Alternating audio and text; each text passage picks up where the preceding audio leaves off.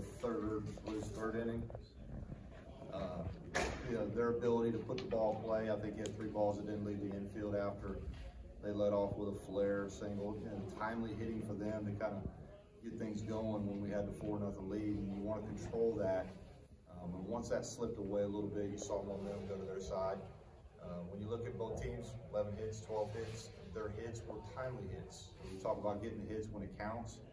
And midweek baseball, you're going to continue to run some different guys out there and kind of let it get away from us there in the middle frames. But I thought our guys showed a good fight. It was a great opportunity.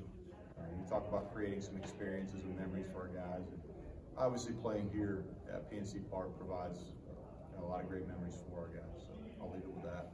Question for all 3 players. You guys are coming off a really big series win over the last weekend, and you have a huge series coming up here in ACC play. How do you not allow, this kind of, upsetting loss to a rival at PNC Park? How do you not allow that to kind of stall your momentum in the games that really matter? I think a big thing for us that Coach talks about every day is just not getting too high or too low, whether that be with big wins or losses, and just kind of staying present and taking it one day at a time. Yeah, I think for the most part we have a pretty hard-headed team.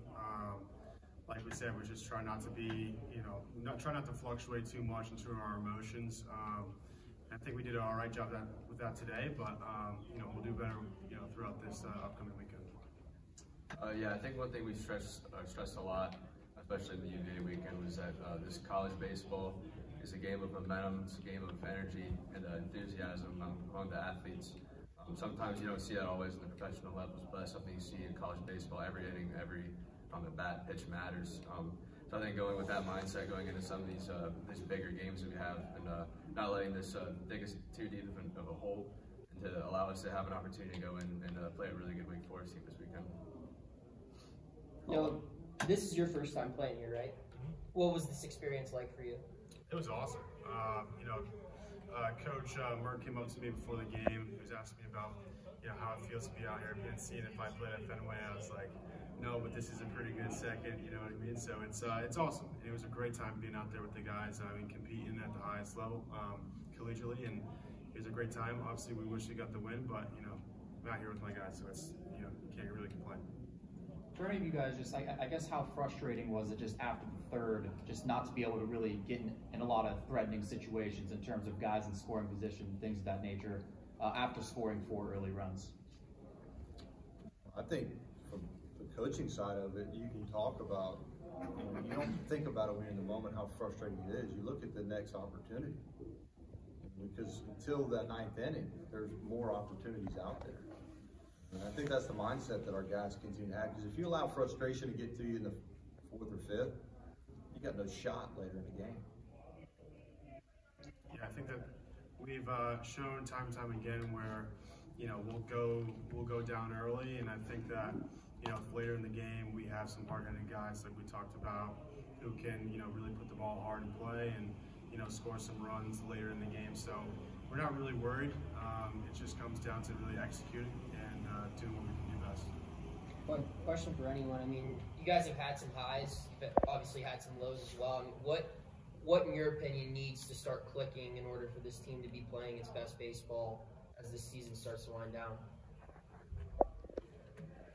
I think CJ touched on it. He talked about momentum. I don't think it's necessarily one big thing. It's just meshing together. Everybody believes in each other. Everybody has the guy next to him's back, and it's just kind of taking that momentum and get it rolling. Taking advantage of those big moments, and I think that will leave us in the spot where we want to be. What's it like as hitters, going into a game scouting against a team like West Virginia, where they're pretty much picking names out of a hat when it comes to the bullpen? You never really know who's going to be out there. Yeah, it's definitely tough, especially their starting guy went a couple innings. But yeah, that's how a lot of midweek games are. Kind of just rolling out your bullpen guys, the guys you can rely on the back end of weekend games. So yeah, going into the games and you're looking at scouting reports and all this stuff for one particular guy, we're only going to see him for a bat, maybe 2. So just kind of being open to different approaches, being open as players to kind of adapting those different people. It's definitely tough. It takes a lot of energy and focus, and I think that's something that we could definitely build on from today, is that we didn't always have that in every at bat. So I think, yeah, it's definitely difficult to do.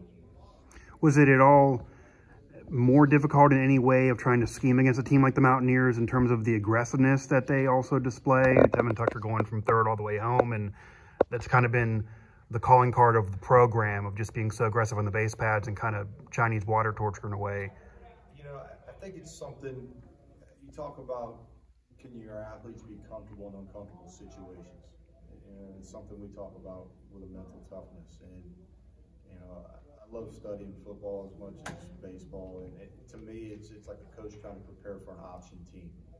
You can talk about it, you can prep about it, but until you actually get out there and physically do it, and there aren't too many teams out there that, when I say this, run the bases and that are as aggressive. In order to do that, you have to have some pretty good athletes to do as well. And obviously Tucker, he set the tone for them. And it's not just stealing the bases. The first and second bunt, the fact of where he placed it is one thing, but his speed and ability to get down the line. Matt Fernandez made a beautiful pitch on the next hitter in a 2-strike count on a right-on-right changeup. It just so happened to be trickled up the third base line. And because of his speed, it creates more pressure. But to your question, it does add a little bit of something. You know, the biggest thing I always try to say, control what you can't control. Can we control keeping him off the bases? That's the biggest thing.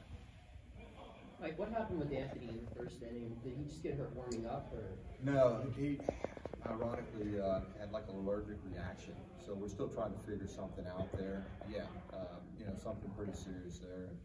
You know, he wasn't feeling right, like right before the game. Something flared up, and you know, so we're gonna follow up with that. Is he doing better now, or? We'll get reports here later in the week. And, you know, everything I've gotten has been positive. I haven't gotten. Mike, just broadly speaking here, how would you assess the start of Matt? And you alluded to it a couple of times. I mean, ultimately, outstanding. I thought he was outstanding. I thought when you looked over in the other dugout, there was that sense of like, oh my, like what are we running into? And that's kind of been Matt's MO. Like, and when I say this, he wasn't thrown out there to go 6-7 innings like a traditional starter. It's get you off to a good start. I mean, he's throwing valuable relief appearances on the weekends for us. You know, we're chipping in a couple innings here, a couple innings there. Sort of like the question, you're going to, midweek baseball and college baseball, you're going to run out 5-6 guys. I've seen some teams, they'll script it out 9 guys, 1 inning each. You know, but I thought he was outstanding in the first 2 innings. I thought the first hitter, he made a good pitch. The guy hit a flare over the shortstop's head. What did they do? They capitalized by getting a hit on the next guy. Now you get into the bunt game. And it just kind of snowballed. And he was just like that much away from, when I say this, minimizing some damage there and keeping the lead. But credit to them, they put the ball in play and found a couple holes there. Mike, did you have any expectations on if J.J. Weatherholt would start this game? He was listed as day-to-day, got hurt recently, but he was a Pittsburgh product. You know, J.J.'s having a phenomenal year. He's a phenomenal player. He's doing great things for them. Our job is, you know, when he's in the lineup, we're going to compete to get him out. If he's not in there, you know, I wish him the best of luck, and I think he'll be back out there by the time we go out and get him the next time. I mean, it's something we can't really control, but he is a phenomenal baseball player. We wish him the best of luck. All right, thanks, guys.